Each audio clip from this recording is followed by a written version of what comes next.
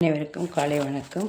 நம்ம இறையன்பதி அவருடைய தோன்றிய தினம் சிந்திக்கிற அவர் பார்த்த குறும்படங்கள் பற்றி எழுதினதை பார்த்துட்ருக்கோம். இதோ அரேஞ்சு மேரேஜ் என்கிற வங்காள குறும்படத்தை பார்த்தேன். பெற்றோர் பார்த்து ஏற்பாடு செய்த திருமண தம்பதியர் ஒரு சில நாட்களே சென்றிருக்கின்றன. ஒருவருக்கொருவர் நெருங்கி பழகுவதில் தயக்கம், இன்னும் அந்யோன்யம் வரவில்லை. அதே நேரத்தில் அடுத்தவர் முன்வர வேண்டும் என்கிற எதிர்பார்ப்பு.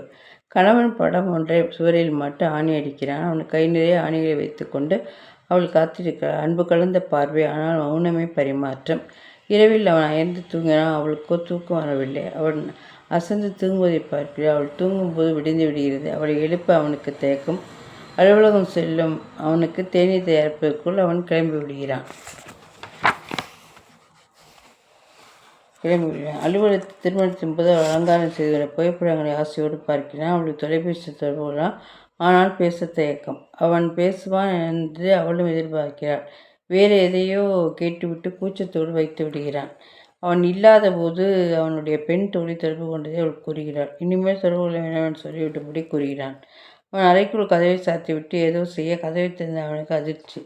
அவள் கம்பியில் கயிறை மாட்டுகிறாள். தூக்கு போட்டுக்கொள்ள முயற்சி செய்கிறாளோ என பதறி அவளை கீழே இறங்கி, இப்போதெல்லாம் நீ மட்டும்தான் இதயத்தில் இருக்கிறாய், பழைய தோழியை மறந்து விட்டேன், தற்கொலை செய்து கொள்ளாதே என்று கலங்கிய கண்களோடு கூறினான். அவள் சரவிளக்கு மாட்டுவதற்காக கயிற்றை தயார் செய்தேன் என்று ஒன்றும் புரியாமல் சொல்கிறாள். உன்னை நேசிக்கிறேன் என்று கட்டிப்பிடித்துக் கொள்கிறான். அவர்கள் இறுக்கம் தளர்ந்து விடுகிறது. திருமணம் நிச்சயமானதும் இன்று அலைபேசியிலே பாதி குடித்தனத்தை நடத்தி முடித்து விடுகிற இளைய தலைமுறைக்கு இந்த அனுபவம் எல்லாம் இருக்காது. ஏன்னா அதாவது அரேஞ்சு மேரேஜில் ஆரம்பத்தில் எப்படி இருப்பாங்க, ஒவ்வொன்றும் சொல்லவும் பேசவும் தயக்கமாக இருக்கும். ஆனாலும் அந்த அவங்களா தவறாக எதுவும் புரிஞ்சுக்கிட்டாலும் அதை சரிப்படுத்தி அந்த இது இருந்தது, அந்த புரிதல் அது இருந்தது.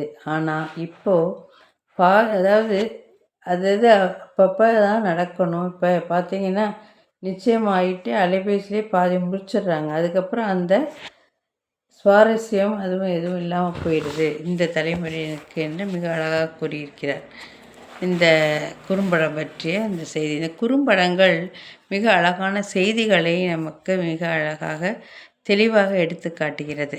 நம்முடைய வாழ்க்கை முறை எப்படி இருக்க வேண்டும், எப்படி சவால்களை மேற்கொள்ள வேண்டும், எப்படி நடந்து கொள்ள வேண்டும் என்ற எல்லாவற்றையும் மிக அழகாக இந்த குறும்படத்தை பற்றி அதற்காக தான் ஒவ்வொரு நாளும் நான் கூறுகிறேன். நன்றி.